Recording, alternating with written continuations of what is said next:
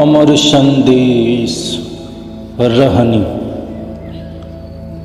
जिस व्यक्ति ने प्रभु प्राप्ति को अपना जीवन और अपने जीवन का असल उद्देश्य बना लिया है, महात्मा उसे अपने रहनी और करनी को संत मत के अनुकूल ढालने का उपदेश देते हैं।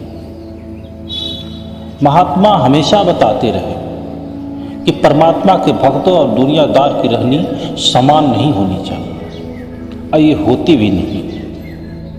दुनियादार माया के भक्त होते हैं, वे संसार के सुख भोग पूरा ध्यान उसी में लगाते हैं, दुनियावी मान बढ़ाई इसी में मतवाले होकर फिरते हैं।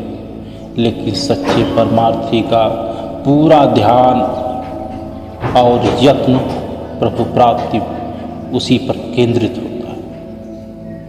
यदि साधक बाहर से परमात्मा का भक्त होने का दिखावा करता है, लेकिन उसकी रहनी और करनी दुनियादारों जैसी होती है, तो वह कभी अपने लक्ष्य की प्राप्ति करने में सफल नहीं हो सकता।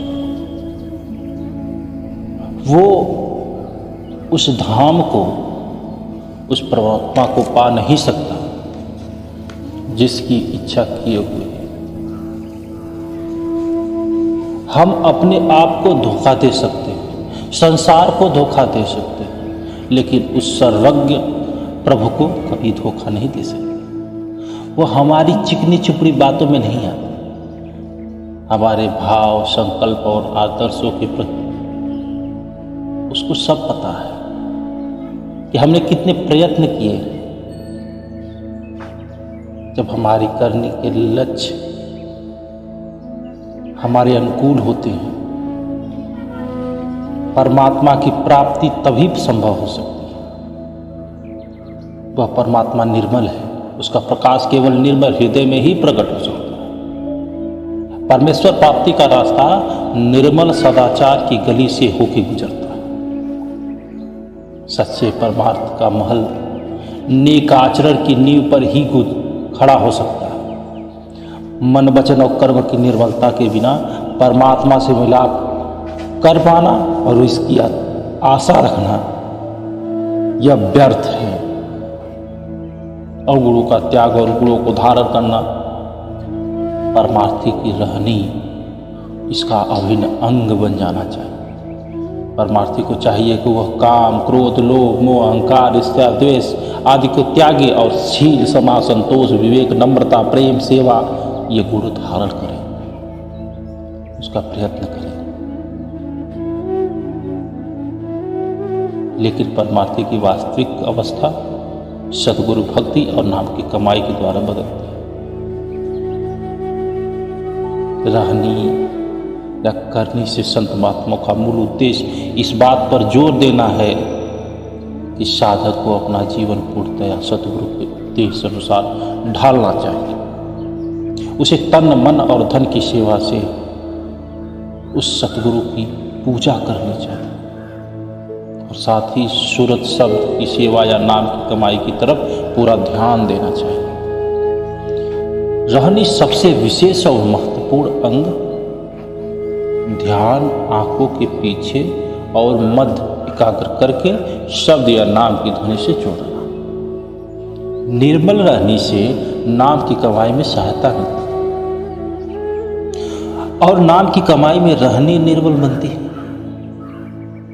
नाम प्रभु का रूप है और इसमें प्रभु वाले सब गुण समाये हुए हैं। जैसे जैसे साधक नाम की कमाई करता है, उसके विचार, संकल्प तथा आचरण शुद्ध होने लगते हैं। महात्मा कहते हैं कि अभ्यास या करने की एक रत्ती कमाई मन कथने से अधिक महत्व करती है।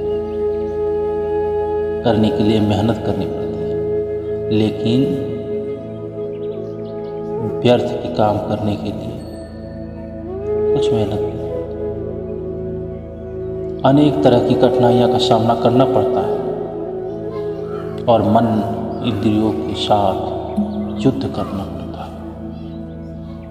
जिसे भी, जब भी, जहाँ भी जो कुछ मिलता है, करने या रहने में सुधार से मिलता है। बातों के पकवान बनाने के लिए आपको कुछ नहीं हासिल हो सकता। लोग अक्सर कहते हैं कि हम तो ऐसा नहीं करना चाहते, हमारे मन में ऐसे दिखावे भी नहीं हैं। कुछ लोग अपने हालात या तकदीर का दोष देते हैं। यह बात ठीक नहीं। हालात या तकदीर पर दोष लगाने के बजाय हमें यह सोचना चाहिए कि अपने मन की वर्तमान अवस्था, अपने तकदीर के लिए हम खुद जिम्मेदार हैं और अपने मन और हालात को सुधारना भी हमें खुद ही है। उनमें हमने जैसे कर्म किए वैसे ही हमारे मन के आज आचरण बने हुए हैं। मन का वही आधार है हमारी परिवर्तन की धारा भी यहीं से बहेगी। हमारी वर्तमान तकदीर हमारे अपने ही पूर्व के किए गए कर्मों के फल को भोग रही। संत महात्मा परमार्थी को विश्वास दिलाते हैं कि तुम अपने मन के हालात बदल सकते हो और अपने वर्तमान हालात के बावजूद परमार्थी रास्ते में उन्नति कर सकते हो। हम संसार के कार्य में उन्नति करते हैं दृढ़ संकल्प और परिश्रम करके।